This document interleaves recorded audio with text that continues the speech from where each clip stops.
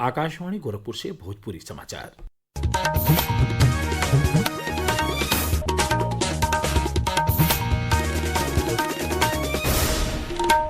नमस्कार, समाचारन के साथे हम वेद प्रकाश पाठक। प्रधानमंत्री नरेंद्र मोदी कहले हमें कि ऑपरेशन सिंदूर भारत क आतंकवाद के कतई बर्दाश्त न कैले के नीति के बारे में कड़ीर वैश्विक संदेशा देले हो। वहाँ के कहने की आज का भारत देश हित में कड़ीर फैसला लेला।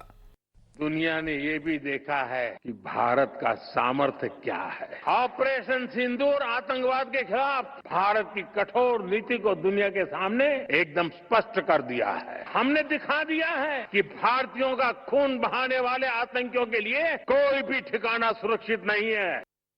श्री मोदी देश के दुगो महान आध्यात्मिक और नैतिक व्यक्तित्व श्री नारायण गुरु और महात्मा गांधी के बीच भइल ऐतिहासिक संवाद पर आज नई दिल्ली में आयोजित शताब्दी समारोह के संबोधित कयने। एह मौका पर प्रधानमंत्री कहले कि श्री नारायण गुरु क आदर्श मानवता बदे अमूल्य धरोहर हो।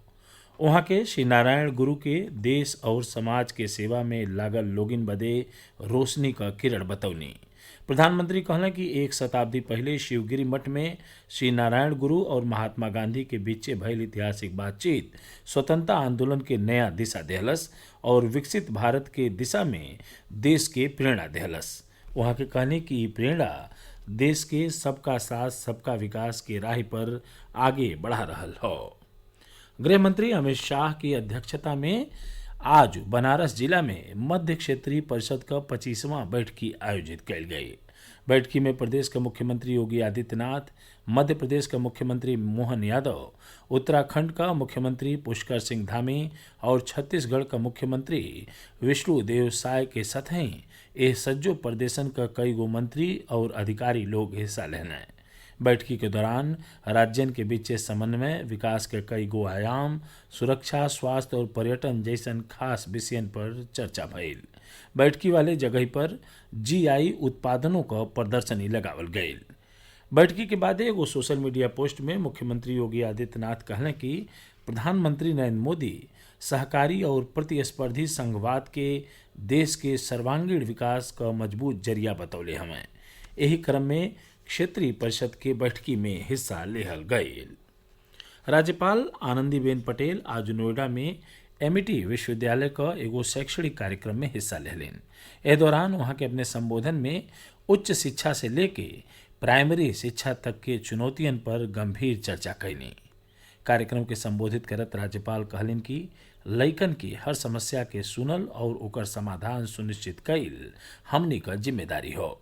गांवन क बेटियन के शिक्षा का चर्चा करत राज्यपाल कहलिन कि कुछ माता पिता अपने लइकनिन के स्कूल भेजे खातिर तैयार नहीं होलें। ई गंभीर चिंता का विषय हो। लइकनिन के स्कूल भेजे बदे ऐसन माता पिता का काउंसलिंग कइल जाए के चाही।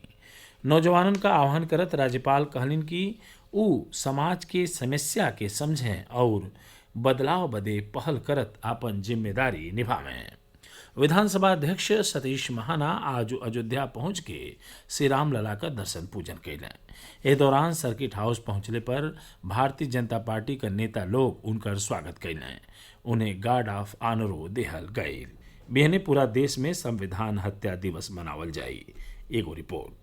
पिछले साल सरकार ने 25 जून को संविधान हत्या दिवस के रूप में घोषित किया था ताकि आपातकाल के दौरान सत्ता के घोर दुरुपयोग के खिलाफ लड़ने वाले सभी लोगों के महान योगदान को याद किया जा सके और भारत के लोगों को भविष्य में सत्ता के ऐसे घोर दुरुपयोग का समर्थन न करने के लिए प्रतिबद्ध किया जा सके। 25 जून 1975 को एक तानाशाही मानसिकता दिखाते हुए तत्कालीन सरकार ने 18 महीने के लिए देश पर आपातकाल थोप दिया था। लाखों लोगों को बिना किसी गलती के सलाखों के पीछे डाल दिया गया और मीडिया की आवाज को खामोश कर दिया गया। संविधान हत्या दिवस का उद्देश्य उन लाखों लोगों की भावना को सम्मान करना है जिन्होंने एक दमनकारी सरकार के हाथों अकथनीय उत्पीड़न का सामना करने के बावजूद लोकतंत्र को पुनर्जीवित करने के लिए संघर्ष किया। अनुपम मिश्र, आकाशवाणी समाचार, दिल्ली।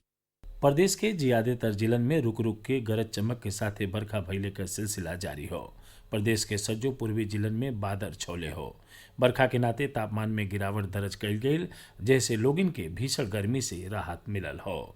समाचार पूरा भइल। नमस्कार।